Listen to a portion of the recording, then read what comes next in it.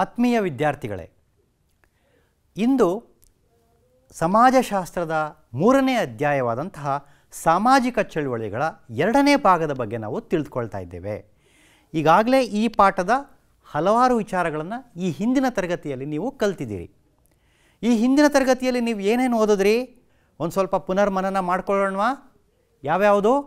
ನೀವು ಸಾಮಾಜಿಕ ಚಳುವಳಿಗಳು ಅಂದರೆ ಏನು ಅಂತ ತಿಳ್ಕೊಂಡ್ರಿ, ಸಾಮಾಜಿಕ ಚಳುವಳಿಗಳ ಸ್ವರೂಪ, ಅರ್ಥ ಮತ್ತು ಅದರ ವಿವಿಧ ವ್ಯಾಖ್ಯೆಗಳನ್ನು ನೀವು ತಿಳಿದುಕೊಂಡ್ರಿ. ಅಷ್ಟೇ ಅಲ್ಲ, ಕೆಲವೊಂದು ಚಟುವಟಿಕೆಗಳಲ್ಲೂ ನೀವು ಭಾಗವಹಿಸಿದ್ರಿ. ಮತ್ತು ಸಾಮಾಜಿಕ ಚಳುವಳಿಗಳ ಉಗಮಕ್ಕೆ ಕಾರಣಗಳೇನು, ದೊಂಬಿ, ಜನಮಂದೆ ಮತ್ತು ಗಲಭೆಗಳಿಗಿರ್ತಕ್ಕಂತಹ ವ್ಯತ್ಯಾಸಗಳನ್ನು ನೀವು ತಿಳಿದುಕೊಂಡ್ರಿ. ಮತ್ತು ಪರಿಸರ ಚಳುವಳಿಗಳ ಅರ್ಥವನ್ನು ತಿಳ್ಕೊಂಡ್ರಿ, ಯಾವ ಕಾರಣಕ್ಕೆ ಆಗುತ್ತೆ ಅನ್ನೋದನ್ನು ಸಹ ತಿಳ್ಕೊಂಡ್ರಿ. ಈ ಅಧ್ಯಾಯದ ಈ ಭಾಗದಲ್ಲಿ ಉಳಿದ ಕೆಲವು ಅಂಶಗಳನ್ನು ನಾವು ತಿಳಿದುಕೊಳ್ತಾ ಇದ್ದೇವೆ. ನೋಡೋಣವಾ? ಭಾಗ 2 ಸಾಮಾಜಿಕ ಚಳುವಳಿಗಳು ಅಂತಕ್ಕಂತಹ ಅಧ್ಯಾಯದ 2ನೇ ಭಾಗವನ್ನು ನೋಡೋಣವಾ? ಪರಿಸರ ಚಳುವಳಿಗಳು ಅಂದರೆ ಏನು ಅಂತ ನೀವು ತಿಳಿದುಕೊಂಡಿದ್ದೀರಿ. ಸಾಮಾಜಿಕ ಕಾರ್ಯಕರ್ತರು ಸ್ಥಳೀಯ ಜನರ ಜೊತೆ ಸೇರಿ ಪರಿಸರದ ರಕ್ಷಣೆಗಾಗಿ ಹೋರಾಟವನ್ನು ಮಾಡ್ತಾರೆ, ಪ್ರತಿಭಟನೆಯನ್ನು ನಡೆಸ್ತಾ ಇದ್ದಾರೆ. ಇದನ್ನು ನಾವು ಚಳುವಳಿಗಳು ಅಂತ ನಾವು ಕರಿತೇವೆ. ಪರಿಸರ ಚಳುವಳಿಗಳು ದಿಢೀರನೆ ಹುಟ್ಟಿಕೊಂಡಂತಹ ಚಳುವಳಿ ಅಲ್ಲ.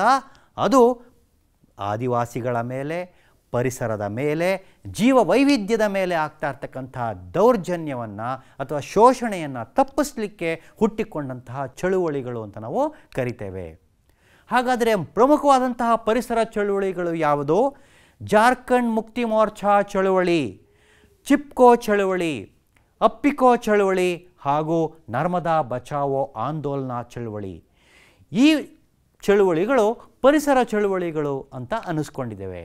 ಅದೇ ರೀತಿ ಇಲ್ಲಿ ನೋಡಿ, ಮೌನ ಕಣಿವೆ ಆಂದೋಲನ, ಕರ್ನಾಟಕದ ಕರಾವಳಿ ತೀರದ ಪರಿಸರ ಚಳುವಳಿ, ಅದೇ ರೀತಿ ಕೈಗಾ ಅಣುಸ್ಥಾವರ ವಿರೋಧಿ ಚಳುವಳಿ, ಇವೆಲ್ಲವೂ ಸಹ ಪರಿಸರ ಚಳುವಳಿಗಳಾಗಿದ್ದಾವೆ. ಮೊದಲನೆಯದಾಗಿ ಜಾರ್ಖಂಡ್ ಮುಕ್ತಿ ಮೋರ್ಚಾ ಚಳುವಳಿಗಳ ಬಗ್ಗೆ ನಾವು ತಿಳಿದುಕೊಳ್ಳೋಣ. ಜಾರ್ಖಂಡ್ ಮುಕ್ತಿ ಮೋರ್ಚಾ ಚಳುವಳಿ 1973ರಲ್ಲಿ ಅಧಿಕೃತವಾಗಿ ಆರಂಭವಾಯಿತು. ಯಾಕೆ ಆರಂಭವಾಯಿತು? ವಿಶ್ವ ಬ್ಯಾಂಕ್ ಪ್ರಾಯೋಜಿತ ಅಭಿವೃದ್ಧಿ ಯೋಜನೆಗಳು ಆದಿವಾಸಿಗಳನ್ನು ಸ್ಥಳಾಂತರ ಮಾಡಲು ಆರಂಭಿಸಿದಂತಹ ದಿನದಿಂದ ಈ ಒಂದು ಹೋರಾಟ ಪ್ರಾರಂಭವಾಯಿತು. ಜಾಗತಿಕ ತಾಪಮಾನದಲ್ಲಿನ ಹೆಚ್ಚಳ, ಜಲಸಂಪನ್ಮೂಲಗಳ ಮೇಲೆ ನಡೆಯುತ್ತಿರುವ ದೌರ್ಜನ್ಯ, ಇವುಗಳೆಲ್ಲವನ್ನು ವಿರೋಧಿಸಿ ಈ ಚಳುವಳಿಗಳು ಆರಂಭವಾಯಿತು. ಜಾರ್ಖಂಡ್ ಮುಕ್ತಿ ಮೋರ್ಚಾ ಚಳುವಳಿಯು 1930ಕ್ಕೆ ಮೊದಲೇ ಆದಿವಾಸಿಗಳಲ್ಲಿದ್ದಂತಹ ವಿದ್ಯಾವಂತರು ಜಾರ್ಖಂಡ್ ಪ್ರದೇಶದ ಉಕ್ಕು ಸೇರಿದಂತೆ ಅನೇಕ ಸ್ವಾಭಾವಿಕ ಸಂಪನ್ಮೂಲಗಳ ಮೇಲೆ ಹೊರಗಿನ ಬಂಡವಾಳಶಾಹಿ ಕೈಗಾರಿಕೆಗಳು ಹಿಡಿತ ಸಾಧಿಸಿರ್ತಾರೆ. ಅದರ ವಿರುದ್ಧ ಇವರು ಹೋರಾಟ ಮಾಡ್ತಾರೆ ಮತ್ತು ತಮ್ಮ ಹಕ್ಕಿಗಾಗಿ ಒಂದು ಸಂಘಟನೆಯನ್ನು ಮಾಡಿಕೊಂಡು ಜಾರ್ಖಂಡ್ ಮುಕ್ತಿ ಮೋರ್ಚಾ ಅಂತಕ್ಕಂಥ ಹೆಸರಿನಲ್ಲಿ ಪ್ರತಿಭಟನೆಯನ್ನು ನಡೆಸ್ತಾರೆ. ಇದೇ ಜಾರ್ಖಂಡ್ ಮುಕ್ತಿ ಮೋರ್ಚಾ. ಜಾರ್ಖಂಡ್ನಲ್ಲಿ ದೊರೆಯುತ್ತಿದ್ದಂತಹ ಅದಿರಿನ ಒಂದು ಏಕಸ್ವಾಮ್ಯವನ್ನು ಬಹುರಾಷ್ಟ್ರೀಯ ಕಂಪನಿಗಳು, ಬಂಡವಾಳಶಾಹಿ ಕೈಗಾರಿಕೆಗಳು ಹಿಡಿತವನ್ನು ಸಾಧಿಸಲಿಕ್ಕೆ ಹೋಗ್ತಾರೆ. ಅದರ ವಿರುದ್ಧ ನಡೆದಂತಹ ಚಳುವಳಿಯೇ ಜಾರ್ಖಂಡ್ ಮುಕ್ತಿ ಮೋರ್ಚಾ ಚಳುವಳಿ. ಈಗ ನಾವು ಚಿಪ್ಕೋ ಚಳುವಳಿಗಳ ಬಗ್ಗೆ ತಿಳಿದುಕೊಳ್ಳೋಣ. ನೋಡಿ, ನೀವು ಚಟುವಟಿಕೆಯಲ್ಲಿ ಇವರನ್ನು ನೀವು ಆಗಲೇ ಗುರುತಿಸಿದ್ದೀರಿ. ಇವರು ಬೇರೆ ಯಾರೂ ಅಲ್ಲ, ಇವರು ಸುಂದರ್ಲಾಲ್ ಬಹುಗುಣರವರು. ಉತ್ತರ ಪ್ರದೇಶದ ತೆಹ್ರಿ ಗರ್ವಾಲ್ ಜಿಲ್ಲೆಯ ರೆನ್ನಿ ಗ್ರಾಮದಲ್ಲಿ ಸುಮಾರು 2500 ಮರಗಳನ್ನು ಕಡಿಲಿಕ್ಕೆ ಉತ್ತರ ಪ್ರದೇಶ ಸರ್ಕಾರ ಆಜ್ಞೆಯನ್ನು ಕೊಟ್ಟಿತ್ತು. ಯಾವುದೇ ಆಮಿಷ ಮತ್ತು ಬೆದರಿಕೆಗಳಿಗೆ ಮಣಿಯದೆ ಮರಗಳನ್ನು ಅಲ್ಲಿನ ಜನರು ತಬ್ಬಿಕೊಂಡು ಈ ಚಳುವಳಿಯನ್ನು ಆರಂಭಿಸಿದರು. ಈ ಚಳುವಳಿಯ ನೇತಾರ್ಯಾರೋ ಸುಂದರ್ಲಾಲ್ ಬಹುಗುಣ ಅಂತ ನಾವು ಹೇಳ್ತೀವಿ. 1974ರಲ್ಲಿ ನಡೆದ ಈ ಚಳುವಳಿಯು ಒಬ್ಬ ಮಹಿಳೆಯ ಸಮಯ ಸ್ಫೂರ್ತಿಯಾದರೂ ಅದರ ಪರಿಣಾಮ ದೂರಗಾಮಿಯಾದದ್ದು ಅಂತ ನಾವು ಹೇಳ್ತೀವಿ. ಇಲ್ಲಿ ಆ ಉತ್ತರ ಪ್ರದೇಶ ಸರ್ಕಾರ ಕೊಟ್ಟಿದ್ದಂತಹ ಆಜ್ಞೆಯ ವಿರುದ್ಧ ಒಂದು ಚಳುವಳಿಯ ರೂಪುಗೊಳ್ಳುತ್ತೆ. ನಂತರ ಸರ್ಕಾರ ತನ್ನ ಅನುಮತಿಯನ್ನು ಹಿಂಪಡೆಯುತ್ತೆ. ಇಲ್ಲಿ ಆದಿವಾಸಿ ಮಹಿಳೆಯರು, ಕೃಷಿ ಕೂಲಿ ಕಾರ್ಮಿಕರು ಮರಗಳನ್ನು ತಬ್ಬೆ ಹಿಡಿದು ಮರಗಳ ಕಡಿಯುವಿಕೆ ವಿರುದ್ಧ ಹೋರಾಟವನ್ನು ರೂಪಿಸ್ತಾರೆ. ಈಗ ನೋಡೋಣ ಕರ್ನಾಟಕದ ಅಪ್ಪಿಕೋ ಚಳುವಳಿ. ಕರ್ನಾಟಕದ ಅಪ್ಪಿಕೋ ಚಳುವಳಿಯು ಉತ್ತರ ಕನ್ನಡ ಜಿಲ್ಲೆಯ ಸಲ್ಯಾನಿ ಗ್ರಾಮದಲ್ಲಿ ಆರಂಭವಾಯಿತು. ಇದು 1983ರಲ್ಲಿ ಆರಂಭವಾಯಿತು. ಕಳಸೆ ಎಂದು ಕರೆಯುವ ಅರಣ್ಯದಲ್ಲಿ ಗುತ್ತಿಗೆದಾರರು ಮರ ಕಡಿಯಲು ಬರ್ತಾರೆ.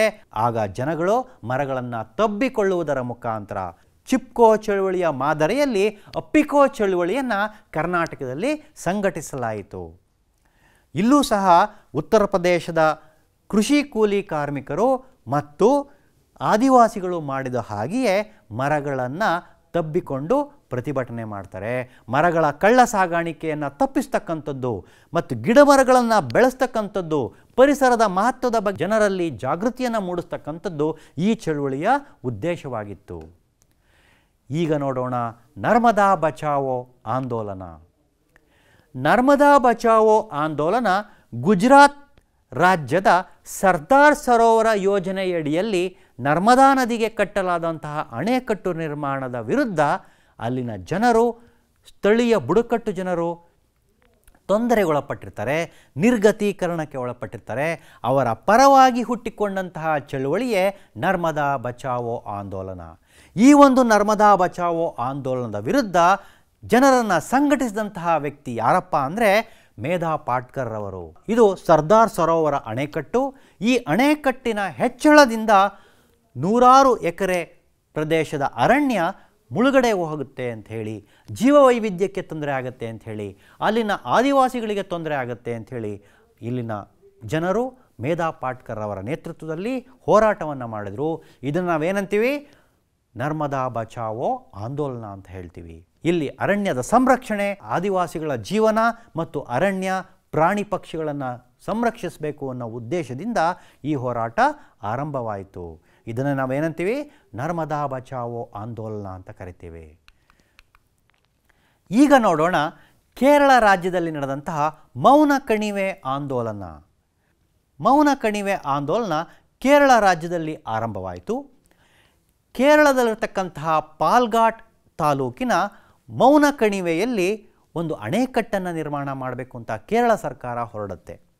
ಆಗ ಹಲವಾರು ಪರಿಸರವಾದಿಗಳು ಇದರ ವಿರುದ್ಧ ಹೋರಾಟ ಮಾಡ್ತಾರೆ. ಯಾಕಂದರೆ ಇಲ್ಲಿ ಪರಿಸರದ ನಾಶದ ಜೊತೆಗೆ ಅನೇಕ ಜೀವ ಪ್ರಭೇದಗಳಿಗೂ ತೊಂದರೆ ಆಗುತ್ತೆ ಅಂತ ಹೇಳಿ ಈ ಚಳುವಳಿ ಆರಂಭವಾಯಿತು. ಕೇರಳ ಶಾಸ್ತ್ರ ಸಾಹಿತ್ಯ ಪರಿಷತ್ತು ಮತ್ತು ವನ್ಯಮೃಗ ಆಸಕ್ತರು ಅಣೆಕಟ್ಟಿನ ನಿರ್ಮಾಣದ ವಿರುದ್ಧ ಈ ಚಳುವಳಿಯನ್ನು ಹೂಡಿ ಯಶಸ್ವಿಯೂ ಆಗ್ತಾರೆ. ಜೀವ ಸಂಕುಲಗಳನ್ನು ರಕ್ಷಣೆ ಮಾಡೋದರಲ್ಲೂ ಸಹ ಅವರು ಯಶಸ್ವಿ ಆಗ್ತಾರೆ. ಈಗ ನೋಡೋಣ ಕರ್ನಾಟಕ ಕರಾವಳಿ ತೀರದ ಪರಿಸರ ಚಳುವಳಿ. ಕರ್ನಾಟಕದ ಕರಾವಳಿಯ ಮಂಗಳೂರಿನಲ್ಲಿ ಅಲ್ಲಿರ್ತಕ್ಕಂತಹ ತೈಲ ಕಾರ್ಯಾಗಾರದಿಂದ, ಮಂಗಳೂರು ರಿಫೈನರೀಸ್ ಮತ್ತು ಪೆಟ್ರೋಕೆಮಿಕಲ್ಸ್ ಲಿಮಿಟೆಡ್ ಕಂಪನಿಯಿಂದ ಹೊರಬಂದಂತಹ ರಾಸಾಯನಿಕ ಅಂಶಗಳು ಪರಿಸರವನ್ನು ನಾಶ ಮಾಡ್ತಾ ಇರೋದಕ್ಕೆ ಕಾರಣವಾಗ್ತಾ ಇರುತ್ತೆ. ಇದರ ವಿರುದ್ಧ ಪರಿಸರವಾದಿಗಳು ಹೋರಾಟವನ್ನು ಮಾಡ್ತಾರೆ. ಇದನ್ನು ಕರ್ನಾಟಕ ಕರಾವಳಿ ತೀರದ ಪರಿಸರ ಚಳುವಳಿ ಅಂತೇಳಿ ಕರಿತೀವಿ. ಅದೇ ರೀತಿ ಉಡುಪಿಯ ಹತ್ತಿರದ ನಂದಿಕೂರು ಉಷ್ಣ ಸ್ಥಾವರದ ಸ್ಥಾಪನೆಯ ವಿರುದ್ಧವೂ ಸಹ ಅಲ್ಲಿನ ಸ್ಥಳೀಯರು ಹೋರಾಟವನ್ನು ಮಾಡ್ತಾರೆ. ವಿಶೇಷ ಆರ್ಥಿಕ ವಲಯ, ಸ್ಪೆಷಲ್ ಎಕನಾಮಿಕ್ ಝೋನ್ ಅಂತ ಹೇಳಿ ಕರಿತೀವಿ. ವಿಶೇಷ ಆರ್ಥಿಕ ವಲಯದ ಉದ್ದೇಶಕ್ಕೆ ಕೃಷಿ ಭೂಮಿ ಪಡೆಯುವ ವಿರುದ್ಧ ನಡೆಸಿದ ಹೋರಾಟಗಳು ಸಹ ಒಂದು ಪರಿಸರ ಚಳುವಳಿ, ರೈತರ ಚಳುವಳಿ ಅಂಥೇಳಿ ನಾವು ಗಮನಿಸಬಹುದು. ಅದೇ ರೀತಿ ಈಗ ನೋಡೋಣ ಕೈಗಾ ಅಣುಸ್ಥಾವರದ ವಿರೋಧಿ ಚಳುವಳಿ. ನಾನು ಆಗಲೇ ಹೇಳಿದ ಹಾಗೆ ಡಾಕ್ಟರ್ ಶಿವರಾಮ್ ಕಾರಂತರ ನೇತೃತ್ವದಲ್ಲಿ ನಡೆದಂತಹ ಚಳುವಳಿ ಇದು. ಕರ್ನಾಟಕದ ಉತ್ತರ ಕನ್ನಡ ಜಿಲ್ಲೆಯ ಕೈಗಾದಲ್ಲಿ ಅಣುವಿದ್ಯುತ್ ಉತ್ಪಾದನಾ ಕೇಂದ್ರವನ್ನು ಸ್ಥಾಪಿಸೋದಕ್ಕೆ ಕೇಂದ್ರ ಸರ್ಕಾರ ಮುಂದೆ ಹೋಗುತ್ತೆ. ಆದರೆ ಅಲ್ಲಿ ಆಗಬಹುದಾದಂತಹ ಅಣುವಿಕಿರಣ ಸೋರಿಕೆಯಿಂದ ಪಶ್ಚಿಮ ಘಟ್ಟದಲ್ಲಿನ ಜೀವ ಪ್ರಭೇದಕ್ಕೆ ತೊಂದರೆ ಆಗುತ್ತೆ ಅಂಥೇಳಿ ಒಂದು ದೊಡ್ಡ ಹೋರಾಟವೇ ಅಲ್ಲಿ ಪ್ರಾರಂಭ ಆಗುತ್ತೆ. ಇದನ್ನು ಡಾಕ್ಟರ್ ಶಿವರಾಮ್ ಕಾರಂತರವರು ಮುನ್ನಡೆಸ್ತಾರೆ. ಹಲವಾರು ಪರಿಸರವಾದಿಗಳು ಅವರಿಗೆ ಜೊತೆಯಾಗ್ತಾರೆ. ಕೈಗಾ ಅಣುಶಕ್ತಿ ಸ್ಥಾವರ ಸ್ಥಾಪನೆಯಿಂದ ಅರಣ್ಯನಾಶ, ಅಣುವಿಕಿರಣದಿಂದ ಪರಿಸರ ಮಾಲಿನ್ಯ ಮುಂತಾದ ದುಷ್ಪರಿಣಾಮಗಳು ಉಂಟಾಗತ್ತೆ ಅಂತ ಹೇಳಿ ಈ ಒಂದು ಚಳುವಳಿಯನ್ನು ರೂಪಿಸಲಾಯಿತು. ಇದನ್ನು ಡಾಕ್ಟರ್ ಶಿವರಾಮ್ ಕಾರಂತರವರು ಮುನ್ನಡೆಸ್ತಾರೆ. ಮೇಧಾ ಪಾಟ್ಕರ್ ಅವರು, ಸುಂದರ್ಲಾಲ್ ಬಹುಗುಣರವರು ಹಾಗೂ ಡಾಕ್ಟರ್ ಶಿವರಾಮ್ ಕಾರಂತರವರು ಈ ಒಂದು ಚಳುವಳಿಯನ್ನು ಮುನ್ನೆಲೆಗೆ ತೆಗೆದುಕೊಂಡ್ಬರ್ತಾರೆ. ಸ್ವಾತಂತ್ರ್ಯಾನಂತರ ಸಾಮೂಹಿಕ ಹಿತಾಸಕ್ತಿಗೆ ಇಷ್ಟೊಂದು ದೀರ್ಘಕಾಲದ ಉಪವಾಸ ನಡೆಯುತ್ತೆ ಅಂತನ್ನೋದು ಬೇರೆ ಎಲ್ಲೂ ನಾವು ನೋಡೋದಕ್ಕೆ ಸಾಧ್ಯ ಇಲ್ಲ ಅಂತ ಹೇಳಬಹುದು. ಈಗ ನೋಡೋಣ ಮಹಿಳಾ ಚಳುವಳಿಗಳು. 1980ರ ದಶಕದಲ್ಲಿ ಪಕ್ಷಾತೀತವಾಗಿ ನಡೆದಂತಹ ಚಳುವಳಿಗಳಲ್ಲಿ ಮಹಿಳಾ ಚಳುವಳಿಯೂ ಒಂದು. ಇದನ್ನು ನೀವು ಗಮನಿಸಬೇಕು ವಿದ್ಯಾರ್ಥಿ ಮಿತ್ರರೇ. ಪುರುಷ ಪ್ರಾಧಾನ್ಯದ ವಿರುದ್ಧ, ಅಸಮಾನತೆಯ ವಿರುದ್ಧ, ಮಹಿಳೆಯರ ಮೇಲೆ ಪುರುಷ ಪ್ರಾಧಾನ್ಯ ಸಂಸ್ಕೃತಿ ನಡೆಸಿದಂತಹ ದರ್ಪ, ಶೋಷಣೆ, ದೌರ್ಜನ್ಯಗಳ ವಿರುದ್ಧ ಮಹಿಳೆಯರು ನಡೆಸಿದಂತಹ ಚಳುವಳಿಯನ್ನೇ ನಾವು ಮಹಿಳಾ ಚಳುವಳಿ ಅಂತ ನಾವು ಕರೀತಾ ಇದ್ದೇವೆ. ಸಾಹಿತ್ಯ ಲೋಕದಲ್ಲಿ ಮಹಿಳೆಯರ ಶೋಷಣೆ ವಿರುದ್ಧ ಕಲ್ಪನೆಗಳ ಮೂಲಕ ಮಹಿಳಾ ಸಮಾನತೆ ಕುರಿತ ವೈಚಾರಿಕ ಕೃತಿಗಳು ಹಾಗೂ ಸೃಜನಶೀಲ ಬರವಣಿಗೆಗಳು ಹೊರಬಂದಿರೋದನ್ನು ನಾವು ಗಮನಿಸ್ತೇವೆ. ಇಲ್ಲಿ ಮಹಿಳೆಯರು ಇಲ್ಲಿ ತಮ್ಮ ಹಕ್ಕಿಗಾಗಿ ಹೋರಾಟವನ್ನು ಮಾಡ್ತಾ ಪುರುಷರಿಗಿಂತ ನಾವು ಯಾವುದೇ ರೀತಿಯಲ್ಲಿ ಕಡಿಮೆ ಇಲ್ಲ ಅಂತಕ್ಕಂಥದ್ದನ್ನು ಅವರು ಸಾಬೀತು ಮಾಡ್ತಾ ಸಮಾಜದ ಎಲ್ಲ ರಂಗಗಳಲ್ಲಿ ತಮ್ಮ ಕೊಡುಗೆಗಳನ್ನು ನೀಡ್ತಾ ಕೇವಲ ಗೃಹಿಣಿಯಾಗಿ ಅಷ್ಟೇ ಅಲ್ಲ, ಆಕೆ ಎಲ್ಲ ರಂಗಗಳಲ್ಲೂ ತನ್ನ ಛಾಪನ್ನು ಮೂಡಿಸ್ತಾ ಶಿಕ್ಷಣಗಳನ್ನು ಪಡೆದುಕೊಳ್ತಾ ದೌರ್ಜನ್ಯದ ವಿರುದ್ಧ ಹೋರಾಟ ಮಾಡ್ತಾ ಇರ್ತಕ್ಕಂಥದ್ದನ್ನು ನಾವು ಗಮನಿಸ್ತಾ ಇದ್ದೇವೆ. ಇದರಿಂದ ಹಲವಾರು ರೀತಿಯ ಸುಧಾರಣೆಗಳು, ಸಾಮಾಜಿಕ ಬದಲಾವಣೆಗಳು ಆಗಿರೋದನ್ನು ನಾವು ಗಮನಿಸ್ತೇವೆ. ಮತ್ತು ಹಲವಾರು ರೀತಿಯ ಪಿಡುಗುಗಳು, ಉದಾಹರಣೆಗೆ ಬಾಲ್ಯ ವಿವಾಹ ಆಗ್ಬೋದು, ಹೆಣ್ಣು ಮಕ್ಕಳ ಮೇಲೆ ಆಗ್ತಾ ಇರ್ತಕ್ಕಂತಹ ಲೈಂಗಿಕ ದೌರ್ಜನ್ಯ ಆಗಿರ್ಬೋದು, ಅಥವಾ ಯಾವುದೇ ರೀತಿಯ ಶೋಷಣೆ ಆಗಿರ್ಬೋದು, ಕೌಟುಂಬಿಕ ದೌರ್ಜನ್ಯ ಆಗಿರ್ಬೋದು, ಒಂದು ಮಟ್ಟಕ್ಕೆ ಅದು ಕಡಿಮೆ ಆಗಿರೋದನ್ನು ನಾವು ಇಲ್ಲಿ ಗಮನಿಸ್ತೀವಿ. ಇದು ಮಹಿಳಾ ಚಳುವಳಿಯ ಒಂದು ಪ್ರಭಾವ ಅಂಥೇಳಿ ನಾವು ಗಮನಿಸಬೇಕಾಗತ್ತೆ. ಅದೇ ರೀತಿ ಕುಟುಂಬದಲ್ಲಿ ನಡೀತಾ ಇರ್ತಕ್ಕಂತಹ ದೌರ್ಜನ್ಯ ಅಂದರೆ ಮಹಿಳೆಯರನ್ನು ಸೇವಕರು ಎಂದು ನೋಡ್ತಕ್ಕಂತಹ ಒಂದು ಪುರುಷ ಪ್ರಧಾನ ಸಮಾಜದ ಸಿದ್ಧಾಂತದ ವಿರುದ್ಧ ಮಹಿಳೆಯರು ಹೋರಾಟವನ್ನು ಮಾಡ್ತಾ ಇದ್ದಾರೆ. ಅಸಮಾನತೆಯ ದೃಷ್ಟಿಕೋನದಿಂದಲೇ ಈ ಸಮಾಜ ನೋಡ್ತಾ ಇರ್ತಕ್ಕಂಥದ್ದು. ಮಹಿಳೆಯರನ್ನು ಸೇವಕರು ಎಂದು ನೋಡುವ ಪುರುಷ ಪ್ರಧಾನ ಸಮಾಜದ ಸಿದ್ಧಾಂತವು ಮಹಿಳೆಯರನ್ನು ಅಸಮಾನತೆಯ ದೃಷ್ಟಿಯಿಂದಲೇ ನೋಡ್ತಾ ಇದೆ. ಅದನ್ನು ಸಹ ನಾವು ಗಮನಿಸಬೇಕಾಗತ್ತೆ. ಉದಾಹರಣೆಗೆ ವರದಕ್ಷಿಣೆ ಆಗ್ಬೋದು, ಅತ್ಯಾಚಾರ, ದೌರ್ಜನ್ಯ ಇತ್ಯಾದಿಗಳು ನಡೀತಾ ಇರೋದನ್ನು ನೀವು ಗಮನಿಸಬಹುದು.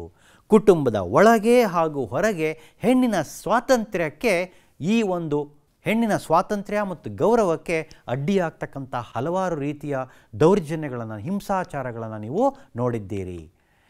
ಇವುಗಳ ಜೊತೆ ಹೆಣ್ಣಿನ ಮೇಲೆ ಆಸಿಡ್ ದಾಳಿ ಆಗ್ಬೋದು, ಮಹಿಳೆಯರ ಕಳ್ಳ ಸಾಗಾಣಿಕೆ ಆಗಬಹುದು, ಅಥವಾ ದಿನದಿಂದ ದಿನಕ್ಕೆ ವಿಚಿತ್ರ ಸ್ವರೂಪ ಪಡೆದುಕೊಳ್ಳುತ್ತಿರೋದನ್ನು ನಾವು ಮಾಧ್ಯಮಗಳಲ್ಲಿ ಪ್ರತಿದಿನ ನೋಡ್ತಾ ಇದ್ದೇವೆ. ಹಿಂದೆ ಇದ್ದ ಕುಲ ಗೌರವದ ಹತ್ಯೆಯು ಮರ್ಯಾದೆ ಹತ್ಯೆ ಹೆಸರಿಗೆ ರೂಪಾಂತರವಾಗಿರೋದನ್ನು ಸಹ ನಾವು ಇವತ್ತು ನೋಡ್ತಾ ಇದ್ದೇವೆ. ಇಂದು ನಮ್ಮ ಸಂವಿಧಾನದ 14, 15, 16, 39ನೇ ವಿಧಿಗಳಲ್ಲಿ ಹೇಳಿರುವ ಸಮಾನ ಅವಕಾಶ ಮತ್ತು ಸಮಾನ ದುಡಿಮೆಗೆ ಸಮಾನ ವೇತನ ನೀಡಬೇಕು ಅಂತಕ್ಕಂಥದ್ದು ಇವತ್ತು ಎಲ್ಲ ಮಹಿಳೆಯರಿಗೂ ಸಿಕ್ಕಿಲ್ಲ. ಅಸಂಘಟಿತ ಕಾರ್ಮಿಕರ ವಲಯದಲ್ಲಿ ಇದು ಇನ್ನೂ ದೊರಕಲ್ಲದೆ ಇರತಕ್ಕಂಥದ್ದು ಶೋಚನೀಯ ಮತ್ತು ದುಃಖಕರವಾಗಿದೆ.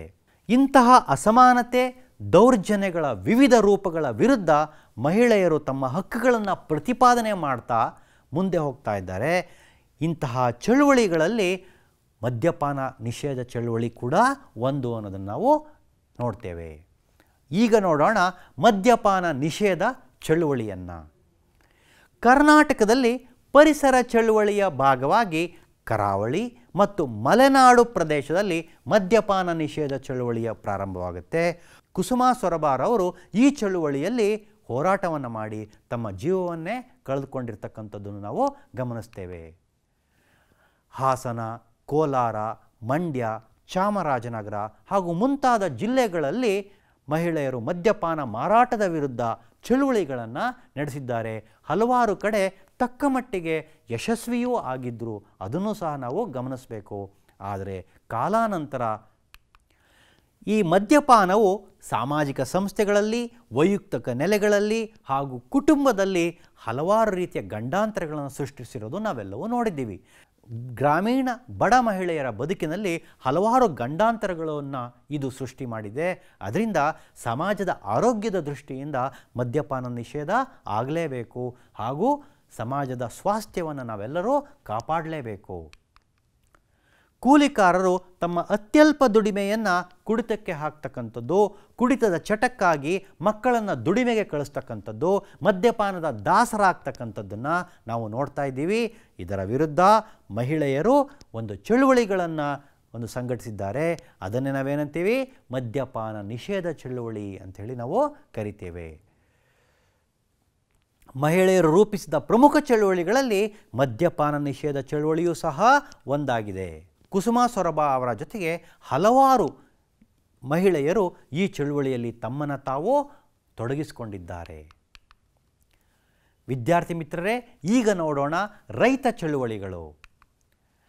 ರೈತ ಚಳುವಳಿಗಳು ಕರ ನಿರಾಕರಣೆಯ ಮೂಲಕ ಆರಂಭವಾಯಿತು.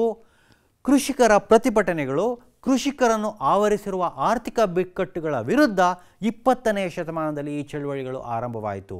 ಈ ರೈತ ಜನಾಂದೋಲನವು ಭಾರತದಾದ್ಯಂತ ನಡೆಯಿತು ಹಾಗೂ ಈ 80ರ ದಶಕದಲ್ಲಿ ಹೆಚ್ಚು ಗಮನ ಸೆಳೆದಂತಹ ಸಾಮಾಜಿಕ ಚಳುವಳಿಗಳಲ್ಲಿ ರೈತ ಚಳುವಳಿಯೂ ಸಹ ಒಂದಾಗಿದೆ. ಪ್ರೊಫೆಸರ್ ನಂಜುಂಡಸ್ವಾಮಿಯವರು ರೈತ ಚಳುವಳಿಗಳನ್ನು ಮುನ್ನಡೆಸಿದ್ದನ್ನು ನಾವು ನೋಡ್ತೇವೆ.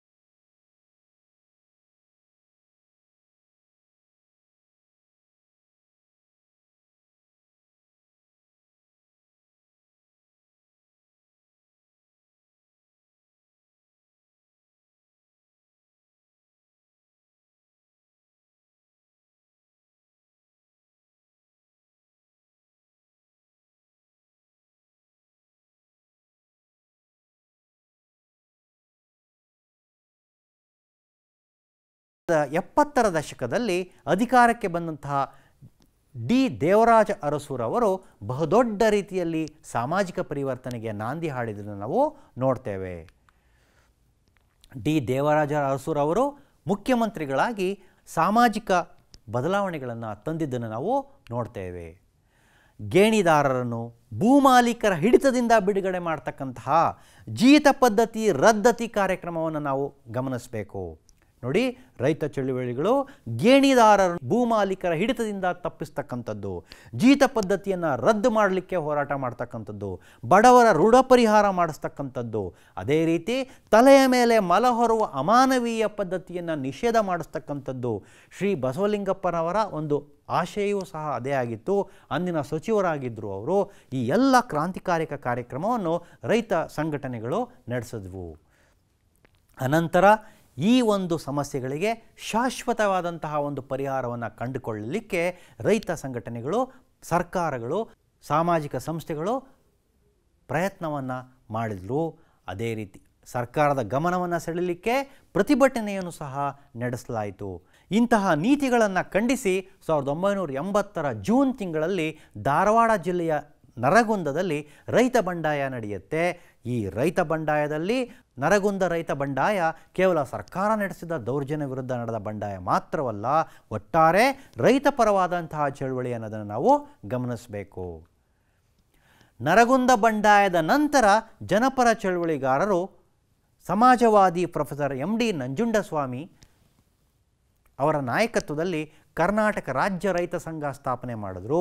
ಇದು ಶಿವಮೊಗ್ಗದ ಗಾಂಧಿವಾದಿ ಎಚ್ ಎಸ್ ರುದ್ರಪ್ಪ ಅವರ ಅಧ್ಯಕ್ಷತೆಯಲ್ಲಿ ಅಸ್ತಿತ್ವ ಪಡೆಯಿತು. ನಂತರ ಪ್ರೊಫೆಸರ್ ನಂಜುಂಡಸ್ವಾಮಿಯವರು ಸಂಚಾಲಕರಾಗಿ, ಎನ್ ಡಿ ಸುಂದರೇಶ್ ರವರು ಕಾರ್ಯದರ್ಶಿಯಾಗಿ ವಿಶಾಲ ಸಿದ್ಧಾಂತದ ಅಡಿಯಲ್ಲಿ ರೈತ ಸಂಘವನ್ನು ಕರ್ನಾಟಕದಲ್ಲಿ ಆರಂಭಿಸಲಾಯಿತು. ವೈಜ್ಞಾನಿಕ ಬೆಲೆ ನಿಗದಿಯಾಗದ ಕಾರಣ ರೈತರು ಸಾಲದ ಸುಳಿಯಲ್ಲಿ ಸಿಕ್ಕಿದ್ದಾರೆ ಮತ್ತು ಗ್ರಾಮಗಳಲ್ಲಿ ಮೂಲಭೂತ ಸೌಲಭ್ಯಗಳು ಅಭಿವೃದ್ಧಿಯಾಗಿಲ್ಲ, ಇವುಗಳನ್ನೆಲ್ಲ ಅಭಿವೃದ್ಧಿಪಡಿಸಬೇಕು ಅಂತ ಹೇಳಿ ಒಂದು ಹೋರಾಟವೇ ಆರಂಭವಾಯಿತು. ರೈತರ ಸ್ವಾಭಿಮಾನಕ್ಕೆ, ಸ್ವಾತಂತ್ರ್ಯಕ್ಕೆ ಧಕ್ಕೆ ತರುವ ಜಪ್ತಿ ಕಾರ್ಯಕ್ರಮಗಳು ನಿಲ್ಲಬೇಕು ಅಂಥೇಳಿ ಹೋರಾಟ ನಡೀತು. ಅದೇ ರೀತಿ ನೈಸರ್ಗಿಕ ಸಂಪತ್ತಿನಲ್ಲಿ ಸ್ಥಳೀಯ ಗ್ರಾಮಗಳಿಗೆ ಪಾಲು ದೊರೆಯಬೇಕು ಮತ್ತು ಲೇವಾದೇವಿ ಪದ್ಧತಿ ನಿಲ್ಲಬೇಕು ಅಂತ ಹೇಳಿ ರೈತ ಚಳುವಳಿಗಳು ಜನಪರವಾದಂತಹ ಒಂದು ಹೋರಾಟವನ್ನು ನಡೆಸಿದವು. ಇಂದಿಗೂ ರೈತರು ಸಂಘಟಿತವಾಗಿ ಚಳುವಳಿಗಳನ್ನು ನಡೆಸ್ತಾ ಇದ್ದಾರೆ. ಇತ್ತೀಚೆಗೆ ಕರ್ನಾಟಕದಲ್ಲಿ ಮಹದಾಯಿ ಮತ್ತು ಕಾವೇರಿ ನದಿ ನೀರಿನ ಹಂಚಿಕೆ ಸಂಬಂಧಿಸಿದಂತೆ ಹೋರಾಟ ನಡೆದಿದ್ದನ್ನು ನಾವು ನೆನೀಬೇಕು. ಇಲ್ಲಿ ಈಗ ನೋಡೋಣ ಕಾರ್ಮಿಕ ಚಳುವಳಿಗಳು. ಕಾರ್ಮಿಕ ಚಳುವಳಿ ಅಂದರೆ ಏನು? ಕಾರ್ಮಿಕ ಚಳುವಳಿ ಅಥವಾ ಕಾರ್ಮಿಕ ಸಂಘ ಎನ್ನುವುದು ಸಾಮಾನ್ಯವಾಗಿ ದುಡಿಯುವ ಜನರನ್ನು ಪ್ರತಿನಿಧಿಸುವ ಸಂಘಟನೆಯಾಗಿದೆ.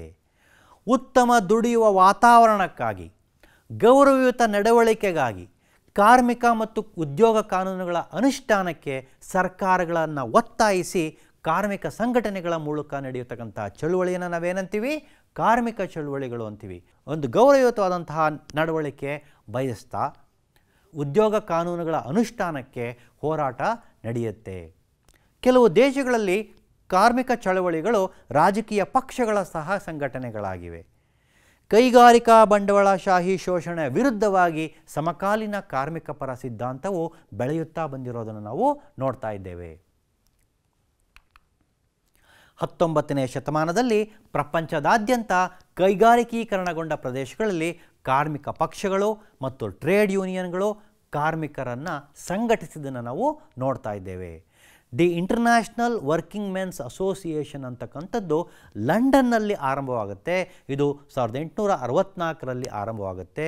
ಇಡೀ ವಿಶ್ವದಲ್ಲೇ ಇದು ಮೊದಲ ಕಾರ್ಮಿಕ ಸಂಘಟನೆಯಾಗಿ ರೂಪುಗೊಳ್ಳುತ್ತೆ.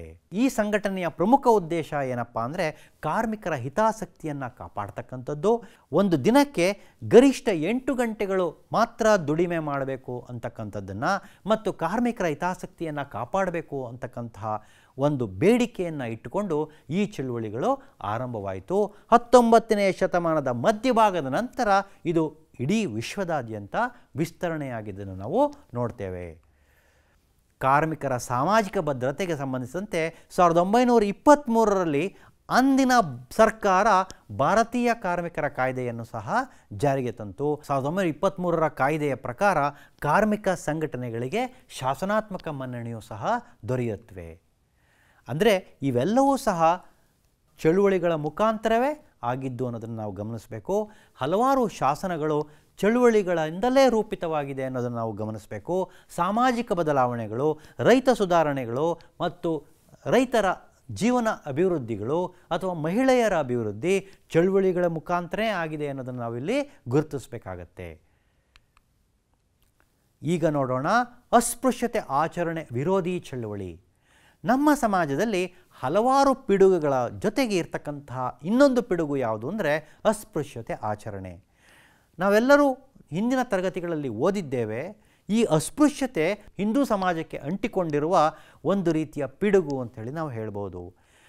ಕರ್ಮ ಸಿದ್ಧಾಂತದ ಆಧಾರವಾಗಿ ರೂಪುಗೊಂಡಿರ್ತಕ್ಕಂತಹ ಚಾತುರ್ವರ್ಣ ವ್ಯವಸ್ಥೆಯಿಂದ ಬಂದಿರತಕ್ಕಂತಹ ಈ ಒಂದು ಅಸ್ಪೃಶ್ಯತೆ ಆಚರಣೆಯ ವಿರುದ್ಧ ಒಂದು ದೊಡ್ಡ ಚಳುವಳಿಯೇ ರೂಪುಗೊಳ್ತು. ನಿಮ್ಮೆಲ್ಲರಿಗೂ ಗೊತ್ತಿದೆ, ಜ್ಯೋತಿಬಾ ಫುಲೆ, ಡಾಕ್ಟರ್ BR ಅಂಬೇಡ್ಕರ್ ಅವರು ಹಾಗೂ ಇನ್ನಿತರ ಹಲವಾರು ವ್ಯಕ್ತಿಗಳು ಈ ಒಂದು ಆಚರಣೆಯ ವಿರುದ್ಧ ಹೋರಾಟ ಮಾಡಿದ್ದನ್ನು ನಾವು ನೋಡ್ತೇವೆ. ಜ್ಯೋತಿರಾವ್ ಫುಲೆಯವರು ಈ ಒಂದು ಆಚರಣೆ ವಿರುದ್ಧ ಮಹಾರಾಷ್ಟ್ರದಲ್ಲಿ ಹೋರಾಟ ಮಾಡಿದ್ದನ್ನು ನಾವು ನೋಡ್ತೇವೆ. ಅದೇ ರೀತಿ ಅಸ್ಪೃಶ್ಯತೆ ಆಚರಣೆ ವಿರೋಧಿ ಚಳುವಳಿಯ ಚರಿತ್ರೆಯನ್ನು ನಾವು ನೋಡೋದಾದರೆ 19ನೇ ಶತಮಾನದಿಂದಲೇ ಈ ಒಂದು ಆಚರಣೆಯ ವಿರುದ್ಧ ಚಳುವಳಿ ಹೂಡಿದ್ದನ್ನು ನಾವು ನೋಡಬಹುದು.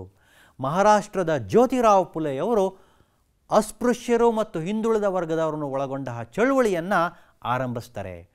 ಚಾತುರ್ವರ್ಣ ಆಧಾರಿತ ಮಾನವ ವಿರೋಧಿ ಆಚರಣೆಗಳನ್ನು ಮತ್ತು ಅವುಗಳ ಪ್ರಾಬಲ್ಯವನ್ನು ತಡೆಯುವುದು ಸಹ ಈ ಒಂದು ಚಳುವಳಿಯ ಉದ್ದೇಶವಾಗಿತ್ತು.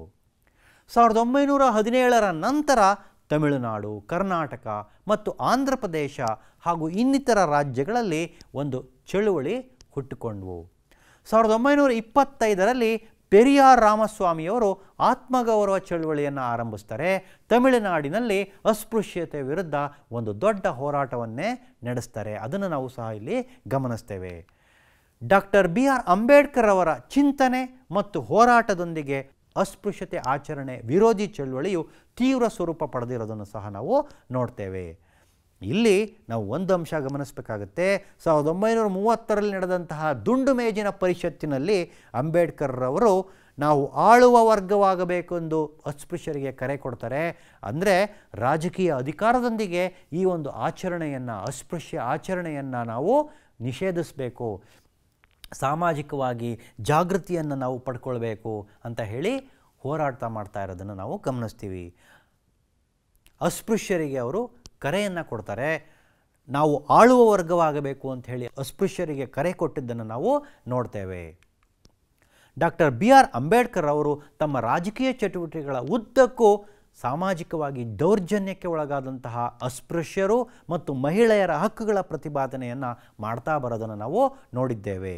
ಅವರು ದಲಿತರ ಹಿತಾಸಕ್ತಿಗಳ ಪರವಾಗಿ ಯಾವ ಪತ್ರಿಕೆಯೂ ಅವತ್ತು ಬರಿತಾ ಇರಲಿಲ್ಲ.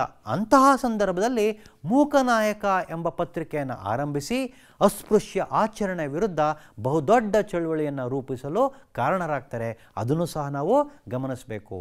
ಈ ಮೂಕನಾಯಕ ಪತ್ರಿಕೆಯು ಅಸ್ಪೃಶ್ಯರ ಧ್ವನಿಯಾಗಿ ಹೊರಹೊಮ್ಮದ್ದನ್ನು ನಾವು ನೋಡ್ತೇವೆ. ವಿದ್ಯಾರ್ಥಿ ಮಿತ್ರರೇ, ಇದುವರೆಗೂ ಹಲವಾರು ಅಂಶಗಳನ್ನು ನೀವು ಈ ಅಧ್ಯಾಯದ ಎರಡೂ ಭಾಗಗಳಲ್ಲಿ ಕಲಿತ್ಕೊಂಡಿದ್ದೀರಿ. ಆ ಒಂದು ಅಂಶಗಳನ್ನು ನಾವು ಪುನರ್ಮನನ ಮಾಡೋಣವಾ? ಮೊದಲನೆಯದಾಗಿ ನೀವು ಸಾಮಾಜಿಕ ಚಳುವಳಿಗಳ ಅರ್ಥವನ್ನು ನೀವು ಸ್ವರೂಪವನ್ನು ನೀವು ನೋಡಿದ್ರಿ. ಸಾಮಾಜಿಕ ಚಳುವಳಿಗಳು ಅಂದರೆ ಏನು, ಸಾಮಾಜಿಕ ಚಳುವಳಿಗಳು ಯಾವ ಕಾರಣಕ್ಕೆ ಅದು ಉಗಮ ಆಗುತ್ತೆ ಅನ್ನೋದನ್ನು ನೀವು ಕಲ್ತ್ಕೊಂಡ್ರಿ. ಅಷ್ಟೇ ಅಲ್ಲ, ಪರಿಸರ ಚಳುವಳಿಗಳು ಅಂದರೆ ಏನು, ಪರಿಸರದ ಸಂರಕ್ಷಣೆಗಾಗಿ, ಜೀವ ವೈವಿಧ್ಯದ ಜೀವ ಪ್ರಭೇದದ ರಕ್ಷಣೆಗಾಗಿ, ಆದಿವಾಸಿಗಳ ರಕ್ಷಣೆಗಾಗಿ ನಡೆದಂತಹ ವೈಜ್ಞಾನಿಕ ಚಳುವಳಿಗಳನ್ನೇ ಪರಿಸರ ಚಳುವಳಿಗಳು ಅಂತ ನಾವು ಕರಿತೀವಿ ಅನ್ನೋದನ್ನು ನೀವು ಅರ್ಥ ಮಾಡ್ಕೊಂಡ್ರಿ. ಮಹಿಳಾ ಚಳುವಳಿಗಳು ಯಾವ ಕಾರಣಕ್ಕೆ ಆರಂಭ ಆಯಿತು, ಮಹಿಳಾ ಚಳುವಳಿಗಳಿಂದ ಆದಂತಹ ಬದಲಾವಣೆ ಏನು ಅನ್ನೋದನ್ನು ನೀವು ಅರ್ಥ ಮಾಡ್ಕೊಂಡಿದ್ದೀರಿ. ಅಷ್ಟೇ ಅಲ್ಲ, ಮದ್ಯಪಾನ ನಿಷೇಧ ಚಳುವಳಿ ಯಾವ ಯಾವ ಜಿಲ್ಲೆಗಳಲ್ಲಿ ನಮ್ಮ ಕರ್ನಾಟಕದಲ್ಲಿ ಆರಂಭ ಆಯಿತು ಅನ್ನೋದನ್ನು ಸಹ ನೀವು ಕಲ್ತ್ಕೊಂಡ್ರಿ. ಆ ಮದ್ಯಪಾನದಿಂದಾದಂತಹ ದುಷ್ಪರಿಣಾಮಗಳು ಕುಟುಂಬದಲ್ಲಿ, ಸಮಾಜದಲ್ಲಿ ಹೇಗೆ ಆಯಿತು ಅನ್ನೋದನ್ನು ನೀವು ತಿಳಿದುಕೊಂಡ್ರಿ. ಅಷ್ಟೇ ಅಲ್ಲ, ರೈತ ಚಳುವಳಿಗಳು ಹೇಗೆ ಸಂಘಟಿತವಾದವು, ರೈತ ಚಳುವಳಿಗಳು ಯಾವ ಯಾವ ಅನೀತಿಗಳ ವಿರುದ್ಧ ಹೋರಾಟ ಮಾಡಿದ್ವು ಅನ್ನೋದನ್ನು ನೀವು ಅರ್ಥ ಮಾಡ್ಕೊಂಡಿದ್ದೀರಿ. ಅದೇ ರೀತಿ ಕಾರ್ಮಿಕ ಚಳುವಳಿಗಳು ಮತ್ತು ಅಸ್ಪೃಶ್ಯತೆ ಆಚರಣೆ ವಿರೋಧಿ ಚಳುವಳಿಗಳ ಬಗ್ಗೆಯೂ ಸಹ ನೀವು ತಿಳಿದುಕೊಂಡ್ರಿ. ಇವೆಲ್ಲವನ್ನು ನೀವು ಅರ್ಥ ಮಾಡ್ಕೊಂಡಿದ್ದೀರಿ. ಈ ಪಾಠ ನಿಮಗೆ ಅರ್ಥ ಆಗಿದೆ ಅಂತ ನಾನು ಭಾವಿಸ್ತಾ ಈಗ ನಿಮಗೆ ಕೆಲವೊಂದು ಗೃಹ ಪಾಠವನ್ನು ಕೊಡಬಹುದಲ್ವಾ? ಈಗ ನೋಡೋಣ.